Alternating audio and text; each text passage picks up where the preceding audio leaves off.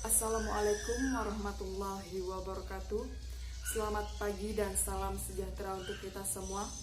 Yang saya hormati Ibu Mayulia Sri Simarmata MPD selaku dosen pengampu mata kuliah analisis kesalahan berbahasa serta teman-teman yang saya banggakan.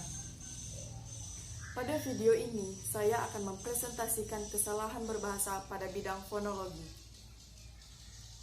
Kesalahan berbahasa Indonesia adalah pemakaian bentuk-bentuk tuturan berbagai unit kebahasaan yang meliputi kata, kalimat, paragraf yang menyimpang dari sistem kaidah bahasa Indonesia baku, serta pemakaian ejaan dan tanda baca yang menyimpang dari sistem ejaan dan tanda baca yang telah ditetapkan.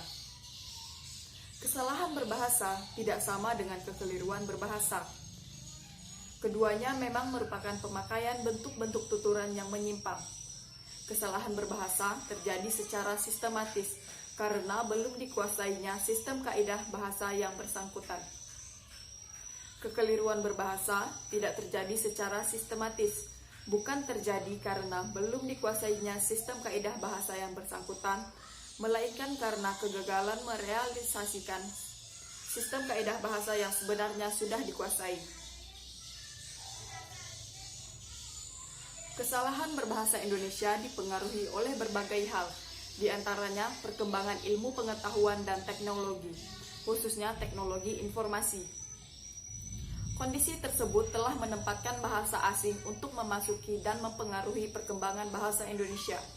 Demikian pula penggunaan bahasa daerah maupun bahasa gaul juga telah mempengaruhi cara berpikir masyarakat Indonesia dalam berbahasa Indonesia resmi. Kondisi itulah yang menyebabkan terjadinya kesalahan berbahasa. Kesalahan berbahasa dalam tataran fonologi pertama-tama dipandang dari penggunaan bahasa secara lisan maupun tulisan. Kombinasi kedua sudut pandang itu ditemukan aneka jenis kesalahan berbahasa. Sebagian besar kesalahan berbahasa Indonesia di bidang fonologi berkaitan dengan pengucapan. Tentu saja, bila kesalahan berbahasa lisan ini dituliskan, maka jadilah kesalahan berbahasa itu dalam bahasa tulis. Ada kesalahan berbahasa karena perubahan pengucapan fonem, penghilangan fonem, penambahan fonem, salah meletakkan penjedaan dalam kelompok kata dan kalimat. Di samping itu, kesalahan berbahasa dalam bidang fonologi dapat pula disebabkan oleh perubahan bunyi diftong menjadi bunyi tunggal atau fonem tunggal. Kesalahan berbahasa yang dihasilkan karena kesalahan pengucapan manusia jika dilihat dari ada tidaknya rintangan terhadap arus udara. Bunyi bahasa dapat dibedakan menjadi dua kelompok, yaitu vokal dan konsonan. Vokal adalah pembentukan vokal bunyi bahasa yang arus udaranya tidak mengalami rintangan dan kualitasnya ditentukan oleh tiga faktor, yaitu tinggi rendahnya posisi lidah, bagian lidah yang dinaikkan, dan bentuk bibir pada pembentukan vokal itu.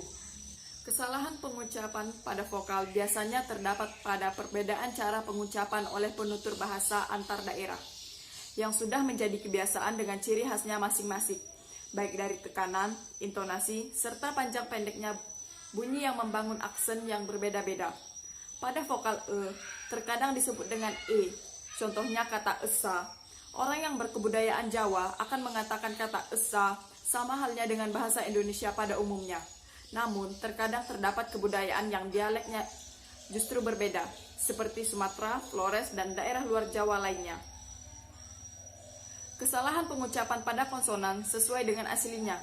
Konsonan dalam bahasa Indonesia dapat dikategorikan berdasarkan tiga faktor, yakni keadaan pita suara, daerah artikulasi, dan cara artikulasi. Sekian presentasi dari saya. Mohon maaf atas segala kekurangan karena kesempurnaan hanya milik Allah Subhanahu wa taala. Wabillahi taufiq wal hidayah. Wassalamualaikum warahmatullahi wabarakatuh.